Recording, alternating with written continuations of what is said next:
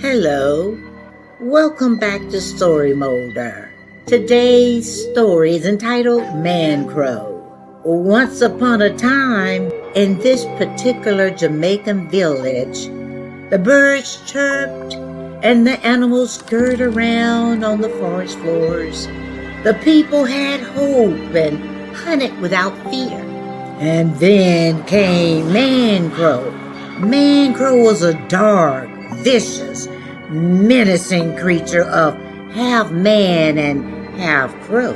Driven by jealousy, he'd suck all the color out of the world because he had none. Then stored in his big fat tongue or his golden teeth that gave him power. The world became dark and dreary once he did that. Lurking there in the darkness, he terrified the minds and hearts of the village people. When the people went to the forest to hunt, they fearfully listened out for thunder sounds and watched for sudden darkness.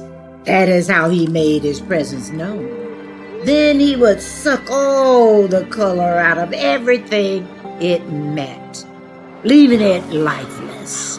He cast a dreadful shadow that paralyzed the very souls and brought the joys, good nature, and hope of the people to a standstill.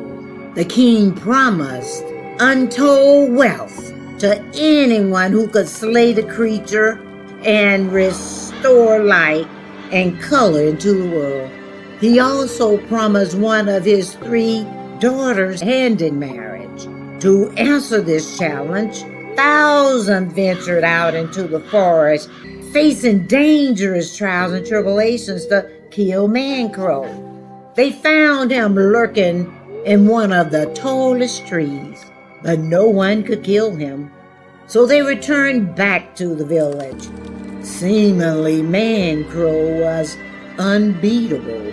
One day, a young man named Soliday, who lived a simple life with his grandmother, found a once colorful fish, limp and translucent. Granny knew right away that it was Man Crow. She warned Soliday about the nature of Man Crow. Soliday said, "Granny, I want to return color and light to the world." She said, "Only someone who can kill Man Crow and pull out his gold tongue and teeth will be able to do that." He said, "Granny, I want to try." His grandmother replied, "Boy, you better go to sleep by the fireplace rather than go to the forest to die." "Grandmother, I've decided to accept the king's challenge to find, fight, and kill Man Crow." "All right then, but take these 6 special arrows with you. They will help you defeat him. Each one is a form of your inner strength. When you use the first one, listen to your instincts. One is for courage. One is for your name. One is a secret that only you know. The arrows of your name and the secret arrow represent you as a person. It belongs to you and you alone. No one can take it. No one is yours. Use it as you will." He asked his grandmother to make him 6 Johnny cakes so that he could carry them with him into the forest. She put them in his bag. Soliday left for the forest determined to reap the rewards. He searched and searched until he found Man Crow sitting in the tallest part of the tree. Then he decided that he would have to be clever with a song to trick Man Crow into coming down from the top of the tree. So they greeted each other with this song. "Good morning to you, Man Crow. Good morning to you, Man Crow. Good morning to you, Man Crow. How are you this morning?" And the bird responded, "Good morning to you, Soliday. Good morning to you, Soliday. Good morning to you, Soliday. How are you this morning? One after one, Soliday pulled his arrows and launched it at Man-Crow. The first arrow knocked out 2 of his feathers, leaving him unfazed. But Man-Crow descended. He was getting closer. Soliday was thinking and maneuvering. Soliday sang again. Good morning to you, Man-Crow. Good morning to you, Man-Crow. Good morning to you, Man-Crow. How are you this morning? And Man-Crow answered as before. Good morning to you, Soliday. Good morning to you, Soliday. Good morning to you, Soliday. How are you this morning? Soliday pulled another arrow and unleashed it at Man-Crow again. 2 more of his feathers flew out. So the singing and the shooting continued. With each song, Man-Crow came down one branch, getting closer and closer to Soliday. Soliday fired an arrow and knocked 2 more feathers out until he had used 5 arrows. Unbeknownst to Soliday, Nancy was in a tree watching everything that was happening.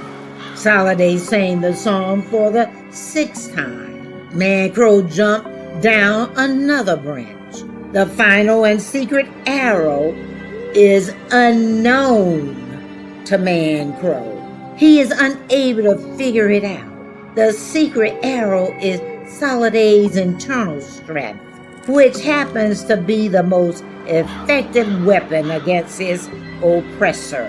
It can be taken or controlled. Therefore, Man-Crow is slain. That arrow was unleashed, and this time went directly into him, hitting and killing him. Man-Crow stumbled off the branch and hit the ground with a gigantic thump. The secret weapon was powerful against the menacing force. Suddenly, light, colors, and hope returned to the world. Soliday retrieved the bird, cut out the golden tongue, and pried out the golden teeth. He put them in his pocket, leaving the arrow-riddled body behind. He went straight to his grandmother's to tell her about it. Bretta and Nancy, who was hiding in the nearby tree, watching everything, scurried down quickly, threw the dead bird over his shoulders, and scavenged it as his own prize. Quickly he made his way through the bushes until he reached the king's gate. After he knocked, the guard asked, "Who's there?" "It's me, Nancy," he replied. The guard said, "Come in." The king asked, "Why are you here? What do you want?" Bretta and Nancy said, "I'm the man who killed Man-Crow." The king said, "Very good." The king rewarded him accordingly. In his honor, the king had a grand feast prepared for him and his family. At the feast, Nancy sat by the door, keeping an eye out for Soliday. He knew he would come.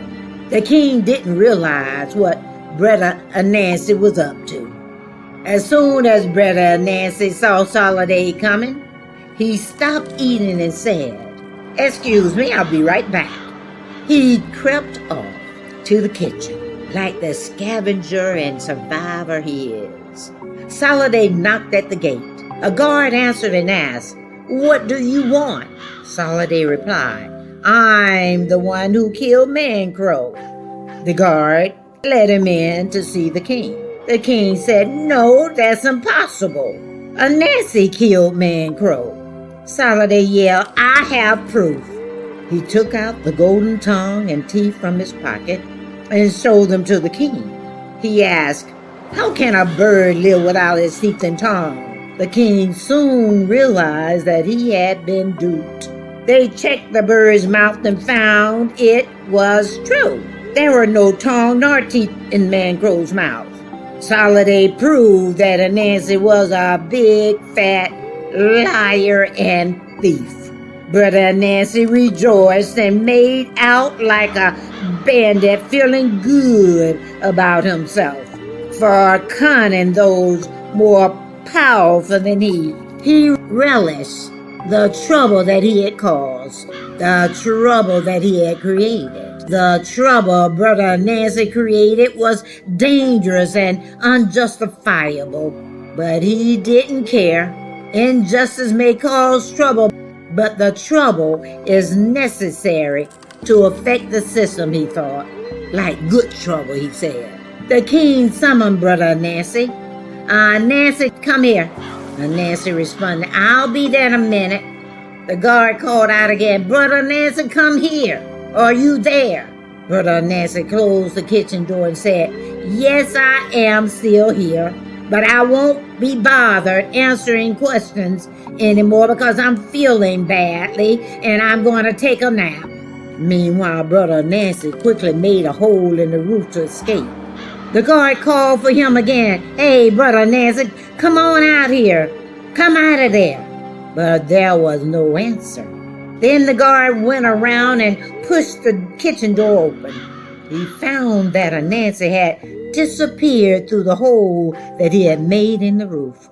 To this day, Anansi has not been seen nor heard from. The king married Soliday to his daughter and made him one of the richest men in the world. The content of this story is just reflecting life. Take from this story what you get out of it. Good morning to you, man crow. Good morning to you, man crow. Good morning to you, man crow. How are you this morning? Thank you for stopping by and listening to another one of my stories. Come back as often as you like. I'll be happy to have you. Goodbye for now.